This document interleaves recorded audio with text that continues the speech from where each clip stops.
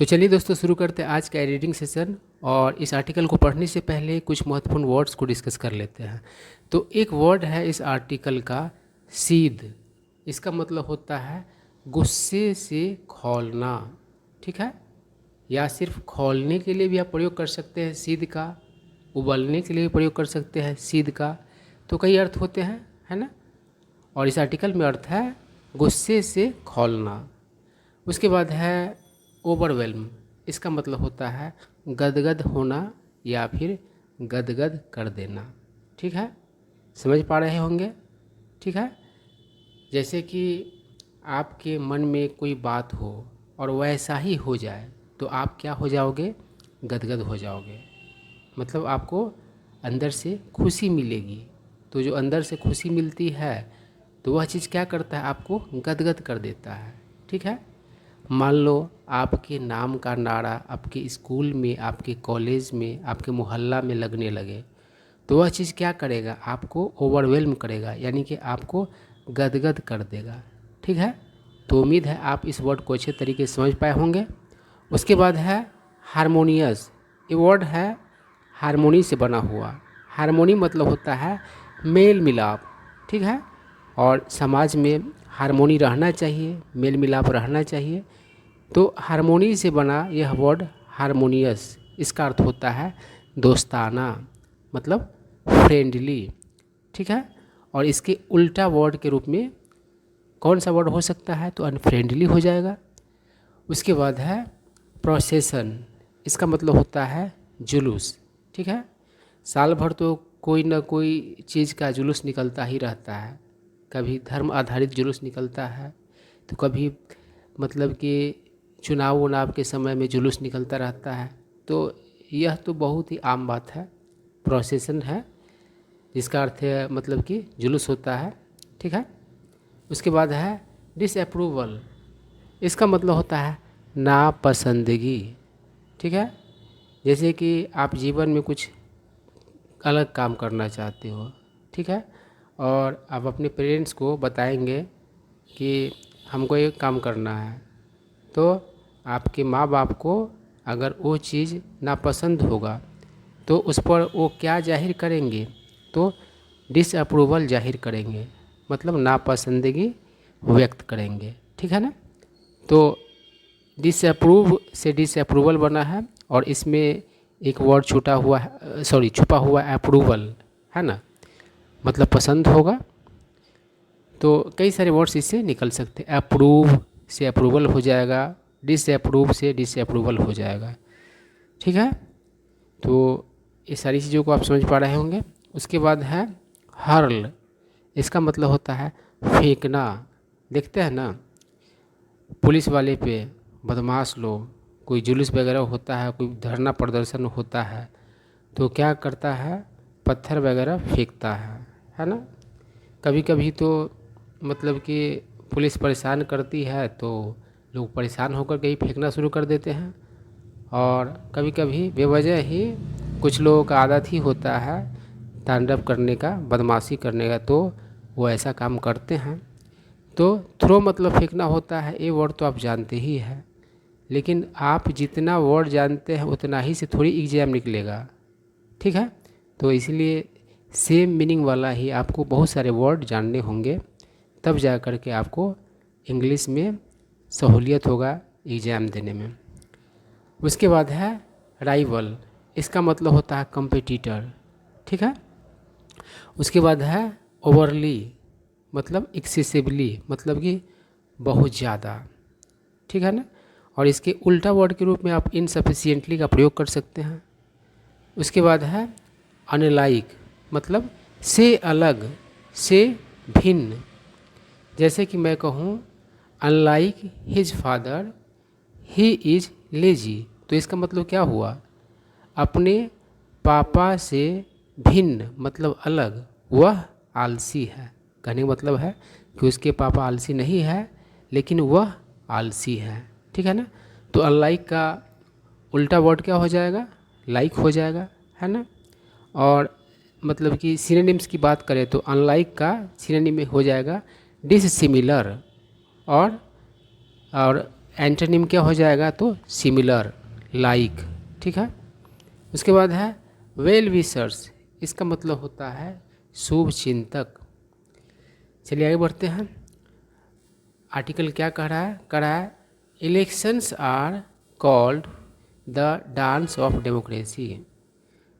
तो कह रहा है कि इलेक्शंस को डेमोक्रेसी का डांस कहा जाता है।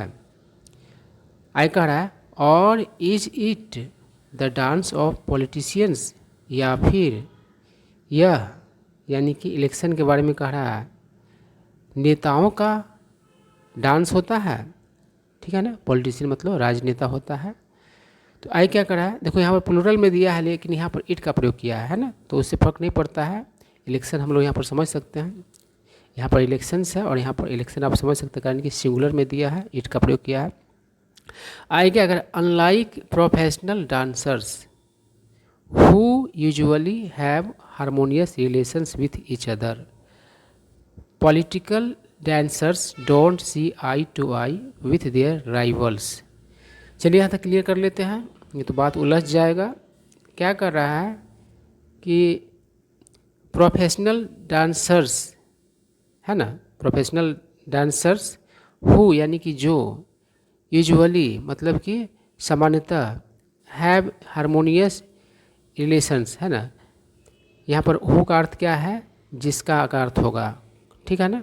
जिसका क्या होता है सामान्यतः हारमोनियस यानी दोस्ताना संबंध होता है, विथ ईच अदर मतलब एक दूसरे से, उसके मतलब कि भिन्न, उससे मतलब भिन्न, पॉलिटिकल डांसर्स यानी कि राजनीतिक डांसर्स का बात हो रहा है। डोंट सी आई टू आई मतलब कि वे लोग ऐसे, सी आई टू आई का अर्थ आप लोग लगा रहे होंगे आँखों से आंखें मिलाकर देखना, है ना, लेकिन यहाँ पर सेंस दूसरा है। सी आई टू आई का अर्थ होता है एक जैसा विचार रखना, है ना। तो जो प्रोफेशनल डांसर्स है वे क्या करते हैं, एक दूसरे से दोस्ताना संबंध रखते हैं, लेकिन पॉलिटिकल डांसर्स जो है वे एक दूसरे से मतलब कि सहमत नहीं होते हैं, है ना। किसके साथ सहमत नहीं होते हैं, तो अपने राइवल्स के साथ, अपने प्रतिद्वंदियों के साथ, अपने प्रतियोगियों के साथ, ठीक है ना। आई क्या करा, it is a dog it dog world out there, है ना। ये जो बात है मतलब कि राजनीति के एरिया में क्या हो जाता है, तो गलाकट प्रतियोगिता जैसा हो जाता है। देखिए गलाकट प्रतियोगिता के लिए हम लोग कट थ्रोट कंपटीशन भी कहते हैं। अरे जो है डॉग इट डॉग, इसका मतलब ही होता है तगड़ा प्रतियोगिता। चलिए हिंदी आप लोग भी करके देखिएगा, वर्ड तो बता ही दे रहा हूँ और आप लोग खुद से ही सेंस कर, हो सकता है आप हमसे अच्छा कर लें हिंदी, तो ये कोई बहुत बड़ी बात नहीं है। अब चलिए आगे बढ़ते हैं। कह रहा है कि माई फर्स्ट इनकाउंटर, इनकाउंटर मतलब होता है सामना, with the dance of democracy यानी कि डांस ऑफ डेमोक्रेसी यानी कि इलेक्शन की बात हो रही है ना। टूक प्लेस यानी कि हुआ, डिकेड्स अगो मतलब दशकों पहले, डिकेड मतलब दशक होता है, मतलब 10 साल का जो पीरियड होता है उसको डिकेड कहा जाता है। व्हेन जब, I had not even attained the voting age, जब मैं मतलब कि वोट देने वाला उम्र भी नहीं प्राप्त किया था। अटेन मतलब प्राप्त करना होता है, पहुंचना होता है, मतलब वोट करने वाला जो उम्र होता है वहाँ भी नहीं पहुंचा था, यही सेंस हो रहा है। आई वॉज देन, तब मैं, इन माई अर्ली टीन्स, कब किस उम्र में था, तो अर्ली टीन्स में था। टीन मतलब किशोर होता है और अर्ली कहने का मतलब क्या होता है, देखिए अर्ली 20s अगर कहेंगे तो क्या हो जाएगा, यानी कि 20 से मतलब कि 20s की अगर बात करें तो 20 से 29 साल का समय होगा उसे कहा जाएगा, उम्र होगा उसे कहा जाएगा। और अर्ली 20s मतलब क्या कहा जाएगा, आपका 25 तक का जो समय रहेगा उसको ही अर्ली 20s कहा जाएगा। तो अर्ली टीन का मतलब आप समझ सकते हैं, टीन का उम्र कितना होता है जिसमें टीन लगा हुआ रहता है, जैसे 13, 14, 15, 16, 17, 18, 19, है ना। तो अर्ली मतलब उसके आधा से कम और लेटर मतलब उसके आधा से ज़्यादा, ठीक है ना। तो आप समझ पा रहे होंगे। अब चलिए आगे बढ़ते हैं। कह रहा है कि माई फर्स्ट इनकाउंटर, इनकाउंटर मतलब होता है सामना, with the dance of democracy यानी कि इलेक्शन की बात हो रही है ना। टूक प्लेस यानी कि हुआ, डिकेड्स अगो मतलब 10 साल का जो पीरियड होता है उसको डिकेड कहा जाता है। व्हेन जब, I had not even attained the voting age, जब मैं मतलब कि वोट देने वाला उम्र भी नहीं और टीन जब उम्र ख़त्म होता है, किशोरावस्था ख़त्म होता है, उसके बाद ही वोटिंग राइट आता है। 18 साल में नहीं, टीन एज में ही मिल जाता है। 18 जो 18 लगा हुआ है तो टीन एज में ही मिल जाता है वोटिंग राइट। चलिए आगे क्या करा, it was the day of our village panchayat elections. तो हमारे मतलब कि विलेज पंचायत के चुनावों का दिन था। कई पोस्ट के लिए इलेक्शन होता है, इसलिए इलेक्शंस लिखा है ना, जैसे पंचायत समिति, मुखिया, वार्ड सदस्य, इस सब का होता है, इसलिए इलेक्शंस लिखा गया है। आई क्या करा, a few classrooms in my school had been converted into polling booths. तो हमारे स्कूल के कुछ क्लासरूम्स मतलब बदल दिए गए हुए थे पोलिंग बूथ्स के रूप में, है ना, मतलब पोलिंग बूथ बना दिया गया था उन क्लासरूम्स को, यही सेंस है। It was a special occasion, वह खास मौका था फॉर द इंस्टीट्यूशन, यानी कि उस संस्थान के लिए, मतलब हमारे स्कूल के लिए। एज वेल एज, साथ ही साथ, इट्स स्टाफ, मतलब कि उसके स्टाफ के लिए, मतलब स्कूल के स्टाफ के लिए, एंड स्टूडेंट्स, और छात्रों के लिए भी। ठीक है बात।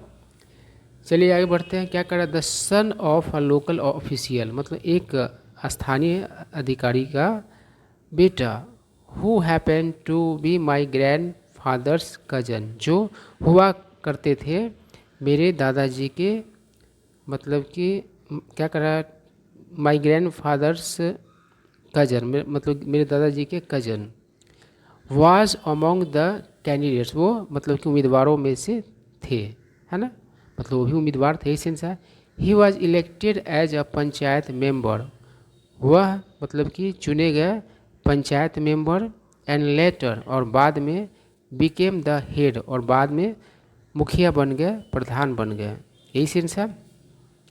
आई सॉ हिम, मैंने उन्हें देखा, coming out of the school gate, मतलब स्कूल गेट से आते हुए, ओवरवेल्म्ड, मतलब कि गदगद, by the admirers tumultuous welcome, tumultuous मतलब उत्तेजित है ना, तो उत्तेजित जो मतलब कि स्वागत था उसके प्रशंसकों के द्वारा, उससे क्या थे वो, तो गदगद थे। ही वॉज प्रोफ्यूजली गार्लैंडेड, गार्लैंड मतलब माला होता है और माला पहनाना भी होता है, ठीक है, और प्रोफ्यूजली मतलब बहुत अधिक मात्रा में, तो यह सेंस हो रहा है कि बहुत सारा माला उनको पहनाया गया हुआ था, है ना, बाई वेल विशर्स मतलब शुभचिंतकों के द्वारा, एंड टेकन आउट, और ले जाए गए, इन अ प्रोसेसन, एक जुलूस में, अराउंड द विलेज, मतलब कि गांव के चारों ओर। आगे देखते हैं क्या करा, दो यानी कि यद्यपि, the voting day was a holiday, मतलब वोटिंग का जो दिन था वह छुट्टी का दिन था। I along with my school mates, मैं अपने स्कूल मेट्स के साथ सेट ऑफ यानी कि रवाना हुआ, प्रस्थान किया, फॉर द कैंपस यानी कैंपस के लिए, अर्ली इन द मॉर्निंग मतलब कि सुबह में सवेरे, है ना, अर्ली मतलब सवेरे होता है, लेट मतलब विलम्ब से होता है ना, देर से होता है, तो सुबह में और सवेरे की बात है। आगे क्या करा है, much before the start of polling, यानी कि मतदान शुरू होने के मतलब बहुत पहले, डिस्पाइट मतलब के बावजूद, द एल्डर्स डिसअप्रूवल यानी कि बुजुर्गों के, बड़े बुजुर्गों के नापसंदगी के बावजूद।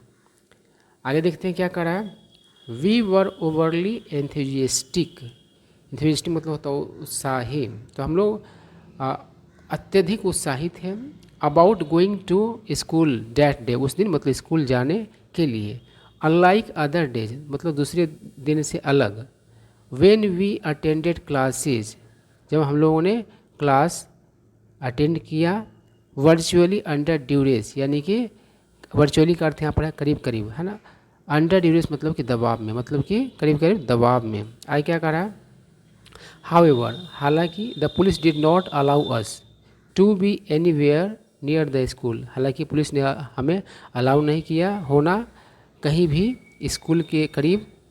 लाठी वेल्डिंग, वेल्ड मतलब भाजना होता, चलाना होता था, तो लाठी भाजता हुआ कॉप्स यानी पुलिस ऑफिसर्स, मेड श्योर मतलब पक्का किया, ऑफ डैट उस चीज़ को मतलब कि कोई भी आसपास नहीं रहे, बिसाइड्स मतलब इसके अलावा, they had put a barricades, उन लोगों ने घेराबंदी लगाया हुआ था, टू डिस अलाउ, अलाउ मतलब होता है अलाउ करना, है ना, अनुमति देना, डिसअलाउ उसका उल्टा होगा तो डिसअलाउ करने के लिए। द एंट्री मतलब प्रवेश, ऑफ नॉन वोटर्स मतलब कि गैर मतदाताओं का।